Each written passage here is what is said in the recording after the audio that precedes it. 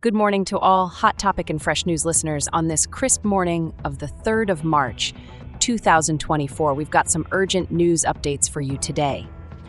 The United States has performed its first humanitarian airdrop over Gaza, deploying over 30,000 meals from 3 military planes. This mission, a joint venture with Jordan's Air Force, comes as part of a series of airdrops announced by President Joe Biden. This is a response to what appears to be a famine in northern Gaza. In another significant development, a framework for a 6-week ceasefire in Gaza seems to be falling into place, according to a top U.S. official. The terms of this deal require Hamas to release a particular set of vulnerable hostages.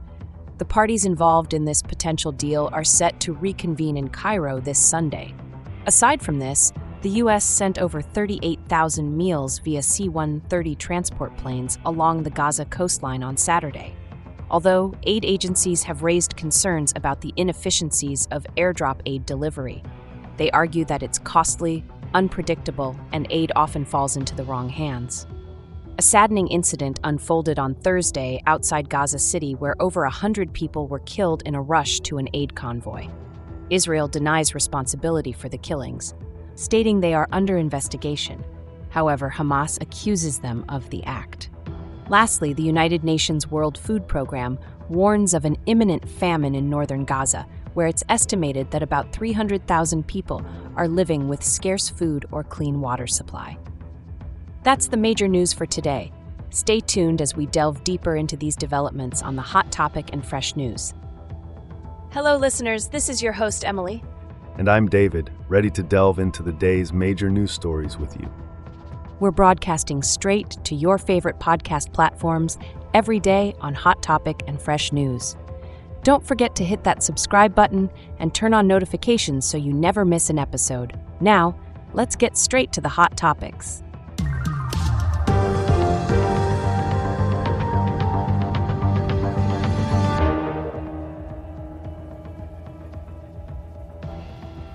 Can you tell us more about the U.S.'s first airdrop of aid in Gaza? Certainly. The United States, in a joint operation with Jordan's Air Force, parachuted in over 30,000 meals. They're using military planes for this, and it's only the first of many airdrops announced by President Biden. And what's the situation on the ground? According to Jan Egeland, head of the Norwegian Refugee Council, the situation is dire. He recently returned from a visit to Gaza and reported that people are living in ruins with no aid, especially in northern Gaza, where a famine seems to be setting in. There's mention of a potential ceasefire deal? Yes, a top U.S. official has stated that a framework for a 6-week ceasefire is now in place. The deal is contingent on Hamas releasing a certain category of vulnerable hostages, including the sick, the wounded, the elderly, and women. What about the negotiations in Cairo? Both Israeli and Hamas delegations are expected to arrive in Cairo for negotiations. The specifics of the deal, including how many Palestinian prisoners would be released by Israel in exchange for hostages held by Hamas, are still up for discussion. Are other countries also involved in the aid efforts? Yes, other countries, including the UK, France, Egypt, and Jordan, have previously airdropped aid into Gaza. However, the U.S. airdrop is a significant escalation of the international aid response. What were the events of Thursday's tragic incident? At least 112 people were killed in a rush to an aid convoy outside Gaza City.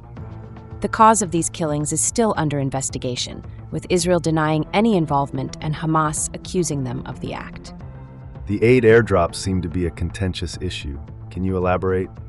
Absolutely.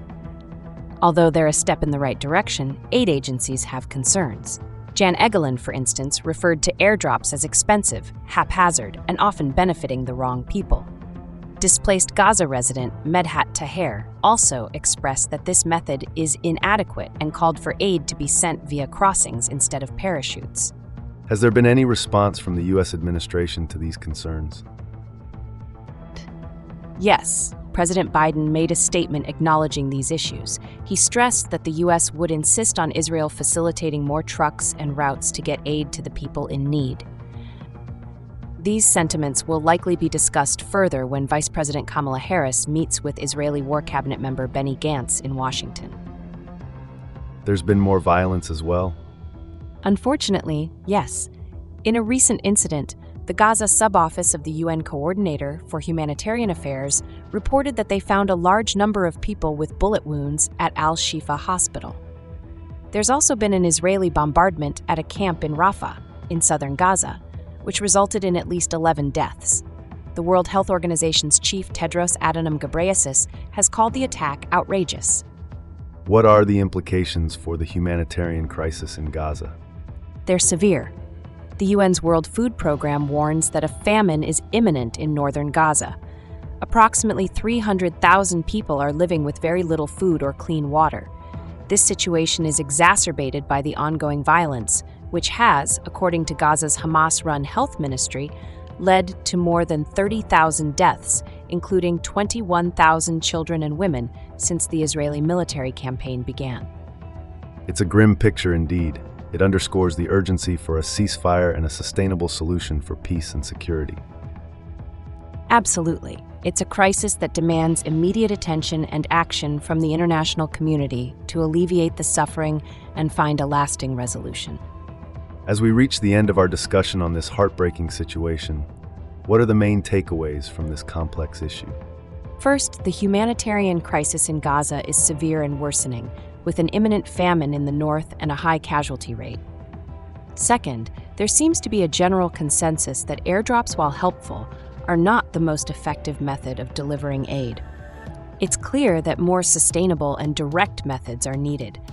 And politically, where are we? The ceasefire negotiations are ongoing in Cairo, with both Israeli and Hamas delegations present. The specifics of the deal, especially the exchange of Palestinian prisoners for hostages held by Hamas, are still being negotiated. The U.S., among other countries, is heavily involved in these talks. It's a complex situation with no easy solutions. Correct. It's a crisis that demands not only immediate aid, but also a sustainable peace solution. We'll continue to keep our listeners updated on the developments. We're at the end of today's episode of Hot Topic and Fresh News, where we delved into the current situation in Gaza. Thank you all for joining us. Your presence truly adds life to our discussions. If you found our content insightful, don't hesitate to subscribe and hit the notification bell to stay updated. Share our podcast with your friends, your family, and anyone with a thirst for understanding the world better. Your engagement and feedback are invaluable to us. And remember, we're here every single day. Being part of Hot Topic and Fresh News is like having access to your personal news analyst at any time. You wouldn't want to miss that. We've got some intriguing stuff coming up that you're going to love. Absolutely. Your support means the world to us, and we can't wait to share more valuable insights and discussions in every episode. Thank you all for being with us today. We'll be back soon with more compelling discussions on the latest developments. Emily, Norma, and David, keep your eyes on the news. Our channel's content will amuse.